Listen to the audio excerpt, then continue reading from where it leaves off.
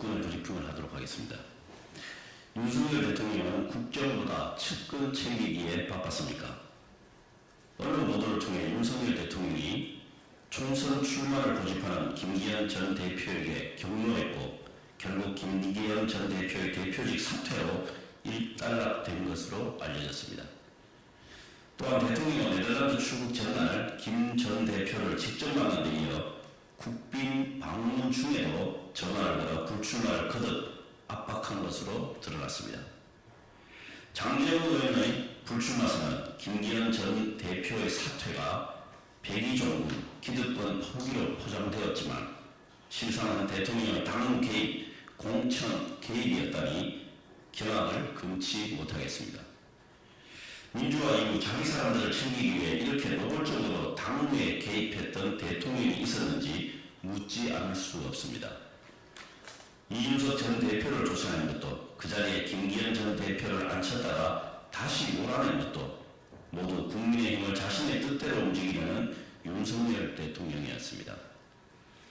그러면서도 이준석 김기현 대표와 나경원 저출산고령사회위원회 부위원장을 몰아낼 때마다 자신의 개입을 숨기려고 순방이나 휴가를 핑계로 자리를 피했다니 정말 비겁한 대통령입니다.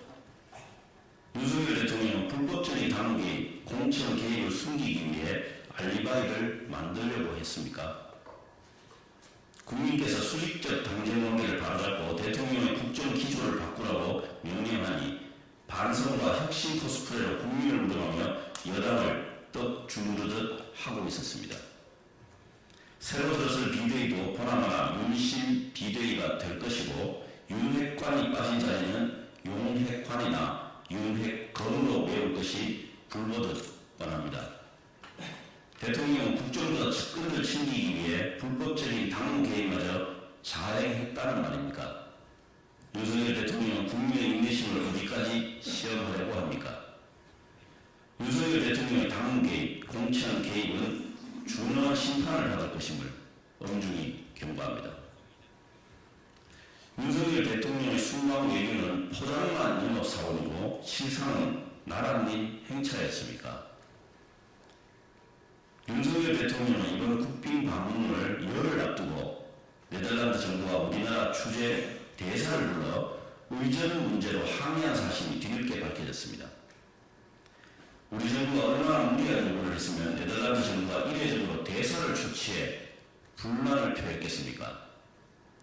더욱이 대통령실 외교부 대사관 등에서 산발적으로 요구사항을 전달하는 바람에 네덜란드의 불만이 폭발했다고 합니다.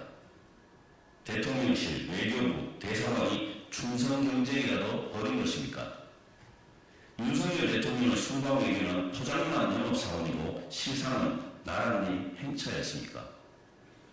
윤석열 대통령은 1961년 수교 이후 62년 만에 처음 이루어진 국빈 방문을 국익을 최우시하는 최우선하는 대통령의 외교가 아닌 화려한 의정만 챙기는 왕의 외교로 전락시켰다는 말입니까? 대한민국의 경제 활용 대책을 위해 세일주 외교는 찾을 수 없고 무리한 의전 요구로 오히려 손절을 당한 것은 아닌지 우려스러울 정도입니다.